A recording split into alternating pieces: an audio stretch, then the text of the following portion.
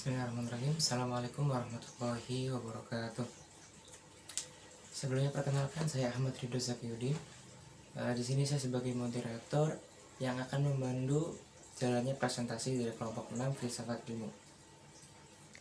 Berikut anggota kelompok 6 presentasi Filsafat Ilmu.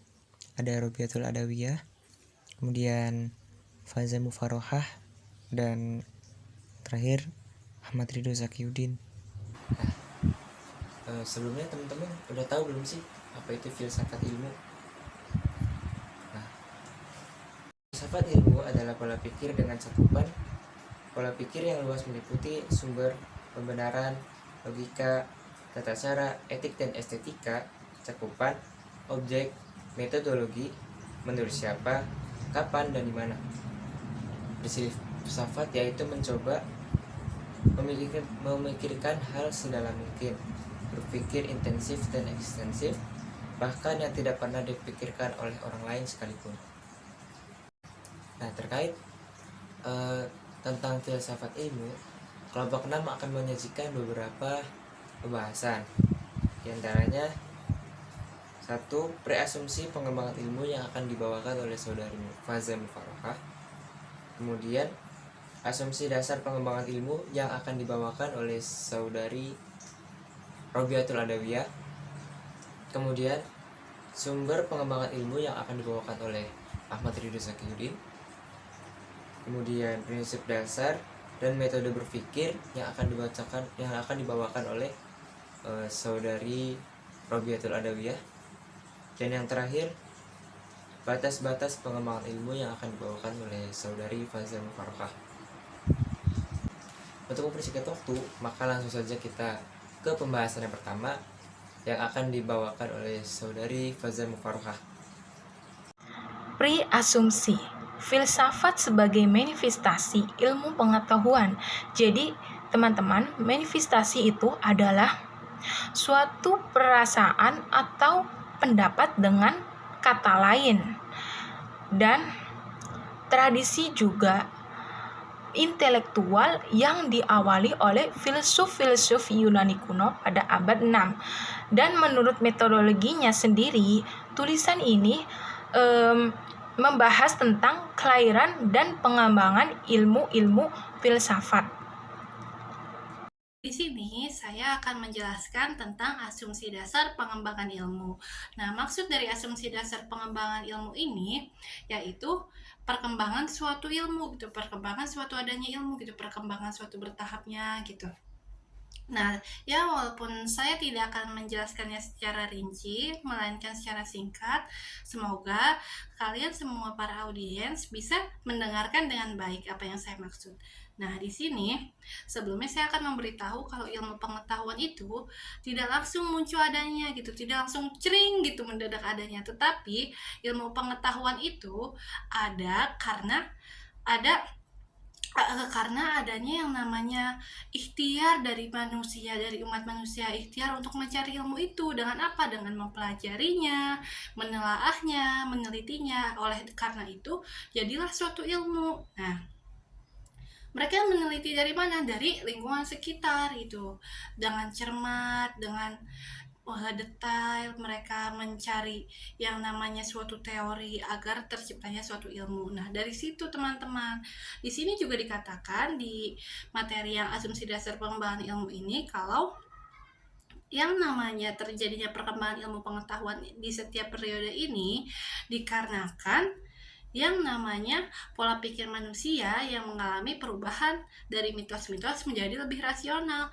Nah, maksudnya itu kan karena perkembangannya ilmu nih, otomatis kan pastinya juga cara pola pikir manusia itu jadi menjadi lebih banyak wawasan kan, jadi menjadi intelektualnya semakin tinggi kan. Nah, dari situ maksudnya berpikir lebih rasional, mereka lebih mengutamakan logika daripada mitos-mitos ini, misalnya mitos-mitos yang nyeleneh gitu. Jadinya dari situ mereka mulai berpikir lebih rasional. Karena apa? Karena perkembangan ilmu ini. Jadi bagus nih. Dari sini juga sudah jelas berarti positif kalau yang namanya perkembangan ilmu itu. Seperti itu. Sumber pengembangan ilmu. Pada dasarnya, hakikat ilmu pengetahuan adalah untuk mencari kebenaran secara ilmiah.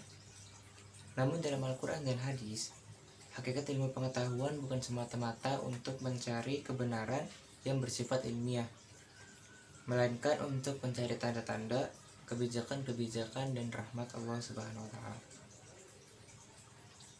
Al-Quran bukan merupakan penghambat perkembangan ilmu.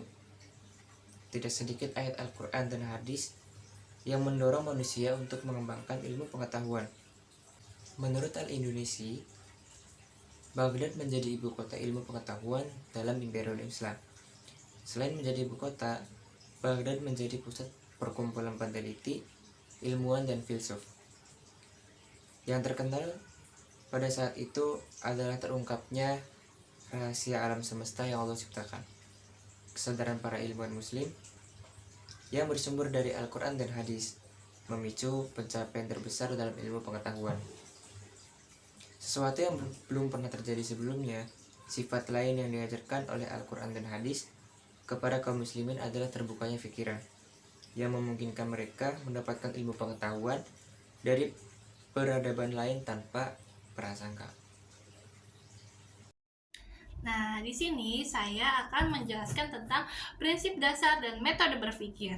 Nah, prinsip dasar dan metode berpikir ini diturunkan dari Al-Quran, yaitu antara lain berpegang teguh pada etika ulul albab. Nah, dalam surat Ali Imran ayat 190 sampai 191 terkandung intinya bahwa orang-orang yang mampu menggali segala potensi yang ada di alam ini adalah mereka yang disebut ulul albab. Sosok ulul albab adalah orang yang mampu menggunakan potensi pikir dan potensi zikir secara tawazun, seimbang. Nah, maksudnya orang ulul albab ini mereka mempunyai akal. Maksudnya potensi akal itu berarti dia wawasannya luas. Nah, udah mau wawasannya luas, mereka pun orang yang religius, selalu beribadah. Jadi seimbang nih kehidupan ya di dunianya dan di akhiratnya. Itu bagus sekali, teman-teman. Nah, terus yang kedua, kan tadi pertama berpegang teguh pada etika ulul albab. Nah, yang kedua ini memikirkan, memahami, menghayati, dan mengambil pelajaran dari ayat-ayat Allah sebagai objek pikir. Nah, di sini peranan ilmuwan itu yang dimaksud PPT kita itu, peranan ilmuwan itu berarti penting kan? Makanya sampai yang namanya dibilang laksana matahari. Berarti sangat terang kan? Berarti sangat penting untuk kita untuk menjemur, untuk itu. Nah, itu misalnya kayak kiasannya gitu. Nah, terus kemajuan budaya suatu bangsa dapat ditentukan oleh kemajuan berpikirnya. Balik lagi seperti yang tadi, berarti kalau kita meningkatkan potensi berpikir kita, berarti kita pun akan memunculkan kemajuan suatu bangsa gitu. Jadi bangsa kita pun yang namanya misalnya rakyatnya ingin bekerja keras, yang namanya bekerja keras atau dengan cara ikhtiarnya belajar sungguh-sungguh. Nah, dari situ akan menghasilkan akal yang cemerlang. Nah, misalnya semua akalnya cemerlang nih, suatu bangsa nih rakyatnya.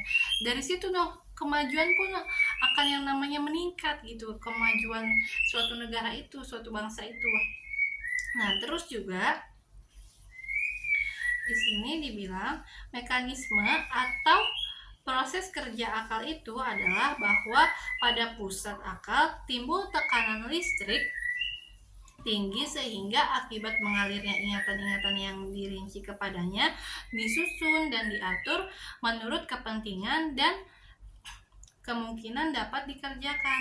Jadi akal itu yang namanya akal itu tuh nanti tuh kita menyerap secara rinci ingatan. Nah, udah tersusun di dalam otak kita. Nah, dari situ nanti dituangkan, dilakukan oleh kita, ingin dikerjakan seperti itu. Terus juga dari pusat akal mengalir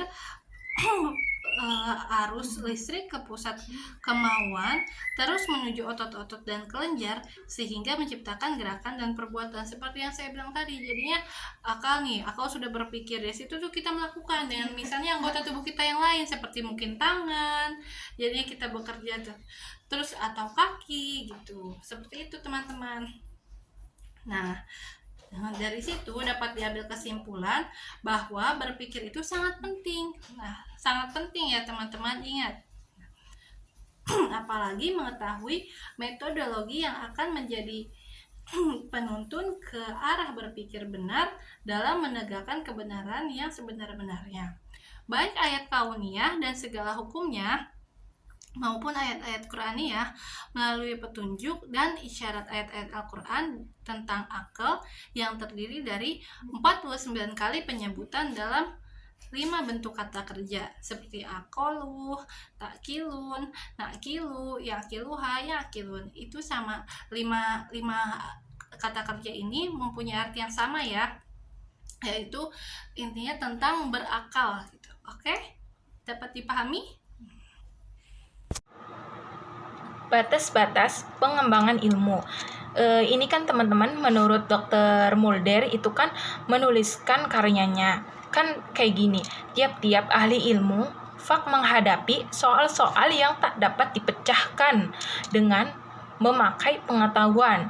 Jadi teman-teman, ilmu fak itu adalah suatu model pembelajaran dengan menjadikan siswa menjadi dipahami. Nah, ada 3 ya teman-teman. 1, menyerap informasi bergerak. 2, menyerap informasi penglihatan. 3, menyerap informasi dengan suara. Kesimpulannya, filsafat ilmu merupakan cabang filsafat yang membahas tentang ilmu. Tujuan filsafat ilmu adalah mengadakan analisis mengenai ilmu pengetahuan dan cara bagaimana ilmu pengetahuan itu diperoleh. Jadi, filsafat ilmu adalah penyelidikan tentang ciri-ciri pengetahuan ilmiah dan cara memperolehnya.